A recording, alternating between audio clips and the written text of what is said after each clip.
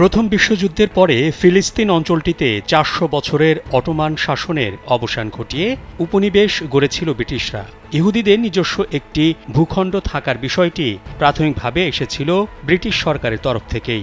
তখন বিশ্বের বিভিন্ন দেশ থেকে ইহুদিরা দলে দলে ফিলিস্তিনের ভূখণ্ডে আসতে থাকে। এই নিয়ে আরব ও ইহুদিদের দ্বন্দ্বও বাড়তে থাকে।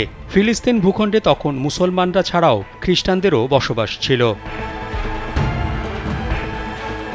মধ্যপ্রাচ্যের মুসলিম দেশগুলোর মাঝখানে ছোট্ট একটি দেশ ইসরায়েল। ১৯৪৮ সালের ১৪ই মে ফিলিস্তিন ছেড়ে যায় ব্রিটেন, আর ইহুদিরা ঘোষণা করে নিজস্ব রাষ্ট্র ইসরায়েলের। তখন থেকেই ইসরায়েলের রাষ্ট্র শুধু টিকেই থাকেনি, বরং তাদের পরিধি আরও বাড়িয়েছে। এখন যে কোনো ব্র্যান্ডের পুরাতন এসি বদলে নতুন ওয়ালটন এসিতে উপভোগ করুন ২৫% ছাড়। গত ৭৫ বছরে ইসরায়েল রাষ্ট্র হিসেবে একদিকে যেমন শক্তিশালী হয়েছে, অন্যদিকে আরব রাষ্ট্রগুলোর মাথা ব্যথার কারণ হয়েছে তারা। মধ্যপ্রাচ্য অঞ্চলের একমাত্র পরমাণু শক্তিধর দেশ ইসরায়েল। তারাই একমাত্র দেশ যারা শুধুমাত্র ধর্মের ভিত্তিতে সরাসরি নাগরিকত্ব দেয়। বিগত ৭৫ বছরে বিজ্ঞান, প্রযুক্তি, অর্থনীতি বা সামরিক দিক দিয়ে বিশ্বে ইসরায়েল একটা শক্ত অবস্থান তৈরি করেছে। এতটা শক্তির পেছনে পশ্চিমা বিশ্ব, বিশেষত আমেরিকার একটা বড় অবদান আছে বলে মনে করেন বিশ্লেষকেরা। দ্বিতীয় বিশ্বযুদ্ধের পর থেকে আমেরিকার বৈদেশিক সহায়তায় সবচেয়ে বড় অংশ পেয়ে আসছে দেশটি। ইসরায়েলের জন্মলগ্ন থেকেই ব্রিটেন, ফ্রান্স ও আমেরিকার সমর্থন পেয়েছে তারা।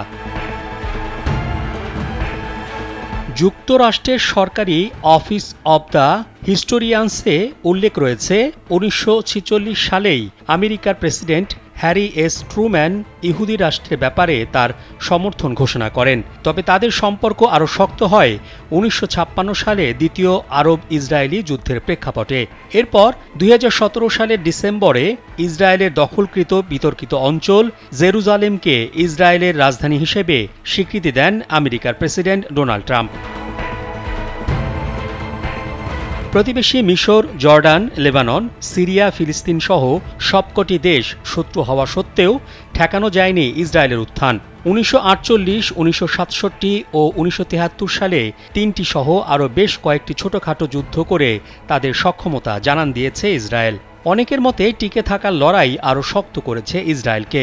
ইরানের প্রযুক্তিগত বিকাশ ঘটেছে আমেরিকার বিপরীতে, আর ইসরায়েলের বিকাশ হয়েছে আমেরিকার বন্ধুত্ব থেকে।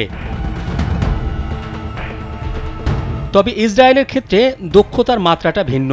আধুনিক অস্ত্র, সাইবার সিকিউরিটি, আকাশ প্রতিরক্ষা, মিসাইল ব্যবস্থা এবং গোয়েন্দা তৎপরতা এসব দিকে বিশেষভাবে মনোযোগ দিয়েছে ইসরায়েল।